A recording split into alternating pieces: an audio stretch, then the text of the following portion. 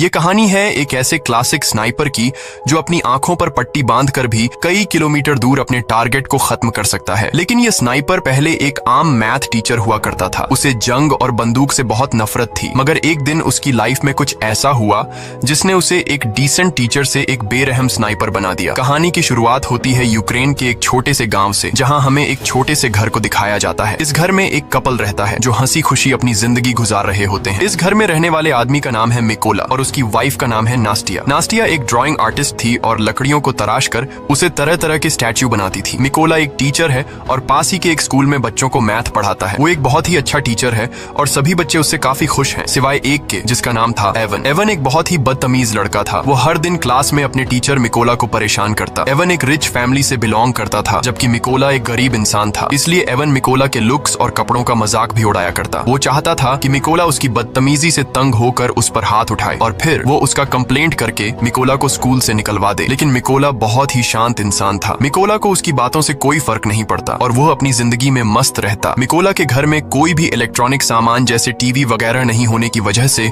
उसे दुनिया की खबर नहीं मिल पाती थी। एक दिन जब मिकोला अपने स्कूल में था, तब उसने टीवी पर एक खबर सुनी कि रशिया ने यूक्रेन पर हमला कर दिया है, जिसमें बहुत से सोल्जर्स मारे गए हैं और रशिया ने यूक्रेन की बहुत सी जगहों पर कब्जा कर लिया है। शाम को जब मिकोला अपने घर आया तो उसे यह बात पता लगी कि उसकी वाइफ प्रेग्नेंट है। ये जानकर उसे बहुत खुशी हुई क्योंकि अब मिकोला फादर बनने वाला था। इन दोनों ने मिलकर इस खुशी को सेलिब्रेट किया। अगले दिन मिकोला अपनी वाइफ को बाय बोलकर स्कूल की तरफ बच्चों को पढ़ाने के लिए अपनी साइकिल पर निकल पड़ा। लेकिन जब वो रास्ते में था तब उसने दो सोल्जर्स को देखा जो सिगरेट जलाकर एक अलग सी वर्दी पहनकर खड़े थे। वो वर्दी किसी यूक्रेनियन सोल्जर्स की बिल्कुल भी नहीं थी, जिससे देखकर उसे कुछ अजीब लगा। लेकिन मिकोला ने सोचा कि शायद सरकार ने सोल्जर्स की वर्दी को चेंज कर दी हो, इसीलिए मिकोला ने उस पर ज्यादा ध्यान नहीं दिया और जल्दी से अपने स्कूल पहुंचा। लेकिन जब वो स्कूल के अंदर आया तो उसने देखा कि पूरा का पूरा स्कूल खाली पड़ा है। कोई एक बच्चा भी स्कूल में नहीं आया। ये देखकर उसे गड़बड़ महसूस हुई। तभी उसने टीवी पर न्यूज देखा जिसमें बताया जा रहा था कि रशिया के सोल्जर्स यूक्रेन पर कब्जा करने के लिए यूक्रेन में घुस चुके हैं। और अब उसे एहसास हुआ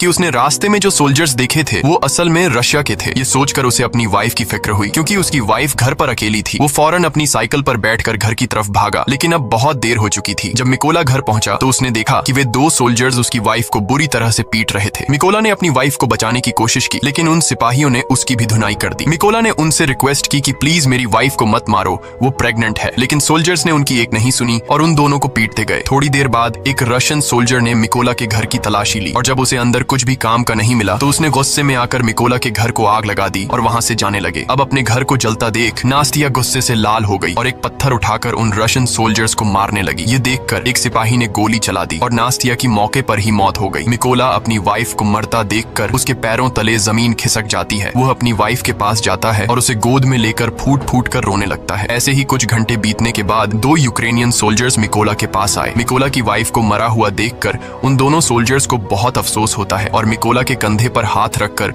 उसे हिम्मत न हारने को कहते हैं। उसके बाद उन दो सोल्जर्स ने मिकोला की वाइफ के लिए कब्र खोदना शुरू किया और एक कब्र खोदकर मिकोला से कहते हैं कि तुम यहाँ पर अपनी वाइफ को दफना दो। अपनी वाइफ की मौत के बाद मिकोला पूरी तरह से टूट चुका था। अब वो बिल्कुल अकेला रह चुका था। उन रशियन सोल्जर्स ने न सिर्फ उसकी वाइफ को मार डाला बल्कि मिकोला के आने वाले बच्चे और उसके घर को भी जला दिया। इसलिए अब वो बदले की आग में जल रहा था और उसे हर हाल में उस रशियन सोल्जर को मारना था जिसने उसकी बीवी पर गोली चलाई थी। उस सोल्जर से बदला लेने का एक ही रास्ता था कि वह यूक्रेनियन सोल्जर्स में शामिल हो जाए। इसीलिए वह यहीं पर उन दो सोल्जर से रिक्वेस्ट करता है कि प्लीज मुझे भी अपने साथ ले चलो, मैं भी यूक्रेन आर्मी में शामिल होना चाहता हूँ। इसके बाद वे दोनों सोल्जर्स मिकोला की बात मान लेते हैं और उसे गाड़ी में बैठाकर मिलिट्री बेस ले जाते हैं। जाने से पहले मिकोला अपनी वाइफ के हाथों का बनाया हुआ छोटे से स्टैच्यू को अपने पास रख लेता है जो उसकी वाइफ ने इसकी रक्षा के लिए बनाया था। जब ये लोग मिलिट्री बेस पहुंचते हैं तो वहाँ उनका सीनियर मिकोला को देखकर उन दो सोल्जर्स पर गुस्सा करने लगता है और मिकोला को फौज में भर्ती करने से मना कर देता है, क्योंकि उनके सीनियर को मिकोला पर शक होने लगता है कि कहीं मिकोला कोई जासूस न हो। जब सीनियर ने उन दो सोल्जर्स से अच्छी तरह मिकोला के बारे में जानकारी हासिल की और मिकोला ने भी उसे पूरी बात बताई कि किस तरह से रशियन सोल्जर्स ने मेरी वाइफ को बेरहमी से मार दिया और मेरे घर को जला दिया, इसलिए अब मेरे पास जीने की कोई वजह नहीं है। और उसने उस सीनियर को यकीन दिलाया कि वो रशियन सोल्जर को मारकर इस देश को आजाद करना चाहता है। ये सुनकर वह सीनियर मिकोला को यूक्रेनियन आर्मी में भर्ती करने के लिए राजी हो जाता है और अगले दिन से ही उसकी ट्रेनिंग शुरू हो गई। अब चूंकि मिकोला एक आम इंसान था, इसलिए उसे ट्रेनिंग के दौरान काफी मुश्किल हो रही थी। उसने अपनी पूरी जिंदगी मैथ का सब्जेक्ट पढ़ाया था और बंदूकों के बारे में उसे कोई भी जानकारी नहीं थी। जब सभी फौजी बंदूकों को असेंबल कर रहे थे तो उनके मुकाबले में मिकोला काफी स्लो था और वह सबसे आखिर में बंदूक को असेंबल करता है। ये देखकर उस ऑफिसर को लगता है कि मिकोला कभी भी एक अच्छा सोल्जर नहीं बन पाएगा, लेकिन उसने भी हार नहीं मानी और अपनी ट्रेनिंग पर फोकस रखा। एक रात ट्रेनिंग के दौरान मिकोला अपने सीनियर से कहता है कि वह उसे उसके नाम से न बुलाए क्योंकि उसका कोड नेम रेवन है। ये सुनकर सभी उस पर हंसने लगे और सीनियर ने उसे बताया कि कोड नेम इतनी आसानी से नहीं मिलता, उसके लिए सोल्जर को देश के लिए कोई बड़ा कारनामा करना पड़ता है। मिकोला ने इन बातों को नेगेटिव नहीं लिया और वह और ज्यादा मेहनत करने लगा। रात को जब सभी सिपाही सो रहे होते थे तो तब भी मिकोला चीजों को सीखने की प्रैक्टिस करता। एक दिन सीनियर सभी सोल्जर्स को बताता है कि हमारे पास स्नाइपर्स की कमी है और हमें इस नंबर को बढ़ाना होगा ताकि हम रशियंस का मुकाबला कर सकें। यहाँ सीनियर सभी से पूछता है कि तुम में से कितने लोग स्नाइपर बनना चाहते हो। ये सुनकर कुछ लोग खड़े होते हैं और उन लोगों के बीच मिकोला भी होता है क्योंकि वह भी एक स्नाइपर बनना चाहता था। मिकोला को देखकर सभी सोल्जर्स हंसने लगे। मिकोला को देखकर उसका सीनियर उससे कहता है कि तुम अभी एक स्नाइपर बनने के लिए तैयार नहीं हो, तुम तो एक गन को असेंबल और डीअसेंबल भी अच्छी तरह से नहीं कर पाते, तो स्नाइपर बनना तो दूर की बात है। इस पर मिकोला कहता है कि मैं एक अच्छा स्नाइपर बन सकता हूँ, मुझे खुद को साबित करने के लिए सिर्फ एक मौका चाहिए। ये सुनकर सीनियर मिकोला से कहता है कि ठीक है, ये लो, तुम्हें इस बंदूक को सिर्फ 20 सेकंड के अंदर असेंबल करना होगा। अब खुद को साबित करने के लिए मिकोला अपनी आंखों पर पट्टी बांध लेता है और फटाफट से गन को खोलकर उसे दोबारा से जोड़ देता है और इस काम को करने में उसे सिर्फ 18 सेकंड लगे। मिकोला की फुर्ती को देखकर सभी हैरान रह जाते हैं। जो लोग पहले उस पर हंस रहे थे अब वे मिकोला के लिए तालियां बजाने लगे। वह सीनियर भी मिकोला से इंप्रेस हुआ और अब उसकी काबिलियत को देखकर उसे भी स्नाइपर ट्रेनिंग में शामिल कर लिया जाता है। ट्रेनिंग के दौरान मिकोला को एक पुराने मॉडल की गन पकड़ा दी जाती है जबकि बाकी लोगों को नए मॉडर्न वेपन्स दिए जाते हैं। ये देखकर मिकोला भी मॉडर्न वेपन्स की डिमांड करता है, जिस पर वहाँ का सीनियर उसे कहता है कि अगर तुम्हें वह गन चाहिए तो तुम्हें खुद को साबित करना होगा। अब मिकोला के पास कोई और ऑप्शन नहीं था, इसलिए उसे जो मिला वह लेकर वहाँ से निकल गया। ट्रेनिंग के दौरान सीनियर सबको बताता है कि एक स्नाइपर के सामने चाहे कोई भी सिचुएशन क्यों ना आ जाए, लेकिन वो अपनी जगह से 1 इंच भी नहीं हिलता और अपने टारगेट पर निशाना बनाकर रखता है। इसकी प्रैक्टिस के लिए सीनियर सभी के पास गोलियां चलाता है और जो भी स्नाइपर अपनी पोजीशन से हिलता है उसे इस ट्रेनिंग से बाहर कर दिया जाता है। लेकिन जब मिकोला की बारी आती है तो वो अपनी जगह से जरा भी नहीं हिलता और अपना निशाना बनाकर रखता है और इस तरह से मिकोला इस ट्रेनिंग में पास हो जाता है। अगली ट्रेनिंग में स्नाइपर को उनका टारगेट सिर्फ एक बार दिखाया जाता है और फिर उनकी आंखों को ब्लैक बोर्ड से ढक दिया जाता है। इस दौरान उन्हें अंदाजा लगाकर अपने टारगेट को शूट करना होता है। बाकी सोल्जर्स में से कुछ सोल्जर इस टेस्ट को पास कर लेते हैं, लेकिन जब मिकोला की बारी आती है तो उसका निशाना थोड़ा सा चूक जाता है और मिकोला इस टेस्ट में फेल हो जाता है क्योंकि उसके पास जो बंदूक थी वह काफी पुरानी थी और उससे बिल्कुल परफेक्ट निशाना लगाना बहुत मुश्किल था। मगर सबको पता था कि अगर मिकोला को नई बंदूक दी जाती तो वह निशाना बिल्कुल परफेक्ट लगा लेता। अगली ट्रेनिंग उन स्नाइपर्स के लिए और मुश्किल थी क्योंकि उन्हें फ्लेयर की रोशनी में अपने टारगेट को शूट करना था और वह भी रात के अंधेरे में। यहाँ सीनियर ने फ्लेयर छोड़ी और सभी ने अपना निशाना लगाया, लेकिन कोई भी टारगेट को हिट नहीं कर सका। बाकी सबने तो गोली चला दी थी। अब यहाँ सिर्फ मिकोला ने गोली नहीं चलाई। वो समझ जाता है कि फ्लेयर की रोशनी में डायरेक्ट निशाना लगाना पॉसिबल नहीं है, इसलिए जब सीनियर ने फ्लेयर छोड़ा था तो उसने गोली चलाने के बजाय फ्लेयर की रोशनी में अपने टारगेट की दूरी का अंदाजा लगाया और अपनी मैथ की नॉलेज को यूज करके एक परफेक्ट शॉट मारा। ये देखकर उसका सीनियर और बाकी सोल्जर्स हैरान रह गए। ये टास्क आज तक किसी ने भी कंप्लीट नहीं किया था, सिर्फ मिकोला ने कर दिखाया। सीनियर मिकोला से काफी इंप्रेस हुआ और उसे उसका मनचाहा कोड नेम रेवन दे दिया। ऐसे ही दिन बीतते गए और मिकोला जी जान से अपनी ट्रेनिंग में लगा रहा और फाइनली वह दिन भी आ गया जब उनकी ट्रेनिंग का रिजल्ट आने वाला था। यहाँ कर्नल ने मिकोला को सल्यूट किया और उसे बताया कि उसने इस टेस्ट को पास कर लिया है। थोड़े दिनों बाद कर्नल मिकोला के पास आता है और उससे कहता है कि वह अपना सामान पैक कर ले क्योंकि उन्हें एक मिशन पर जाना है। खबर आई है कि कुछ रशियन सोल्जर्स ने एक चेक पोस्ट पर कब्जा कर लिया है और यहाँ से असली कहानी शुरू हुई। जल्दी मिकोला की टीम इस लोकेशन पर पहुंच गई और अपना निशाना लगाकर बैठ गई और अभी यह लोग उन रशियन सैनिकों को मारने ही वाले थे कि तभी उन्हें दूर एक गाड़ी दिखाई दी जो चेक पोस्ट की तरफ बढ़ती जा रही थी, जिसकी वजह से कर्नल सबको शूट न करने के लिए बोलता है। उधर रशियन सैनिकों ने गाड़ी को रोक लिया और अंदर मौजूद लोगों से बाहर आने को कहा। उन्होंने उनके पासपोर्ट्स को चेक किया और पूरी गाड़ी की भी तलाशी ली और जब सब ठीक रहा तो उन सैनिकों ने उन्हें जाने की परमिशन दे दी, लेकिन उनके पासपोर्ट्स को अपने पास रख लिया। जब उन लोगों ने पासपोर्ट वापस मांगा तो उन सैनिकों ने उन्हें खूब मारा। यह सब देखकर कर्नल ने अपने सैनिकों को फायर करने का ऑर्डर दिया तो एक ही झटके में सभी स्नाइपर्स अपने अपने टारगेट्स को निपटा देते हैं और इस तरह से उनका पहला मिशन कंप्लीट हुआ। मिशन के बाद जब सभी बेस पर लौटे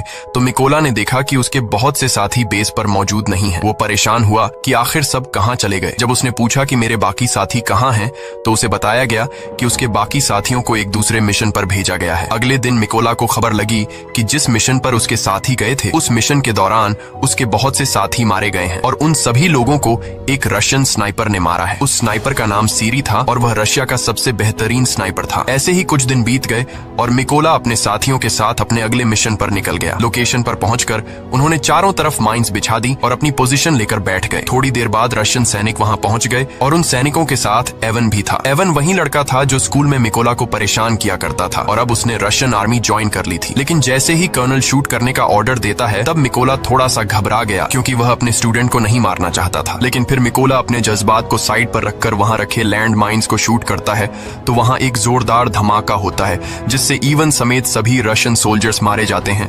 सब कुछ कंट्रोल होने के बाद कर्नल गुस्से में मिकोला से पूछता है कि जब मैंने शूट करने का ऑर्डर दिया तो तुम क्या सोच रहे थे? जिस पर मिकोला जवाब देता है कि उन रशियन सोल्जर्स में मेरा एक स्टूडेंट भी था, मैं उसे नहीं मारना चाहता था। यहाँ कर्नल ने मिकोला को समझाया कि उसे इवन की मौत का जरा भी दुख नहीं होना चाहिए क्योंकि यहाँ वो तुम्हारा स्टूडेंट नहीं बल्कि तुम्हारा दुश्मन था और रशियन आर्मी को ज्वाइन करना इवन का अपना फैसला था, इसलिए तुम्हें उसके लिए बुरा मानने की जरूरत नहीं। मिशन पूरा करके ये सभी अपने बेस कैंप पर लौट आए। कर्नल को मिकोला पर पूरा भरोसा था, वो अपना ज्यादातर वक्त मिकोला के साथ बिताता था। यहाँ कर्नल ने मिकोला को अपनी फैमिली फोटो दिखाई और उससे बताया कि उसकी फैमिली में 3 लोग हैं। उसकी दोनों बेटियां इस बात से अनजान हैं कि उनके पिता एक सोल्जर हैं। मैंने उन्हें बताया है कि मैं बिजनेस करता हूँ और मेरी वाइफ ने भी आज तक मेरे बारे में बच्चों को नहीं बताया कि मैं एक सोल्जर हूँ। यहाँ मिकोला ने भी कर्नल को अपनी पूरी कहानी बताई कि किस बेदर्दी से रशियन सैनिकों ने उसकी वाइफ को मार डाला। इस दौरान मिकोला काफी इमोशनल भी हो गया लेकिन कर्नल ने उसे संभाल लिया। अगली सुबह ये सभी अपने अगले मिशन पर निकल गए। ये मिशन काफी इम्पोर्टेंट था क्योंकि उन्हें खबर मिली थी कि रशियन सोल्जर्स का एक ग्रुप उस रास्ते से गुजरने वाला है। कर्नल और मिकोला जल्दी से लोकेशन पर पहुंचे और अपनी पोजीशन लेकर बैठ गए। थोड़ी देर बाद उन्हें 2 रशियन सैनिक दिखे जो अपनी बाकी की टीम का इंतजार कर रहे थे। यहाँ मिकोला ये नोटिस करता है कि उनमें से एक सैनिक वो है जिसने उसकी वाइफ को गोली मारी थी और वो मिकोला के ठीक निशाने पर था। यहाँ मिकोला ने गोली चलाने की परमिशन मांगी पर कर्नल ने ऐसा करने से मना कर दिया। अब मिकोला गुस्से से लाल हो रहा था क्योंकि सामने खड़े सोल्जर ने उसकी वाइफ को मारा था और उसने आर्मी को ज्वाइन भी इसलिए किया था ताकि वो अपनी वाइफ का बदला ले सके। इसलिए उसने दोबारा से फायर करने की परमिशन मांगी पर एक बार फिर कर्नल ने ऐसा करने से मना कर दिया। लेकिन अब मिकोला अपने जज्बात पर काबू नहीं रख पाया और उसने गोली चला दी। गोली लगने से उस सोल्जर की तुरंत मौत हो गई। लेकिन बुरी बात ये थी कि रशियन सोल्जर्स को उनकी लोकेशन का पता चल गया। कर्नल मिकोला से कहता है ये तुमने क्या कर दिया? लेकिन सबसे बुरी बात ये थी कि रशिया का सबसे खतरनाक स्नाइपर जिसका नाम सीरी था वो भी अपनी पोजीशन लेकर बैठा हुआ था और अब उसे भी उनकी लोकेशन का पता लग गया था। कर्नल भी ये बात जानता था कि सीरी पास ही है, इसलिए वो सीरी की तलाश करने लगा। लेकिन इससे पहले कि वो उसकी लोकेशन को जानता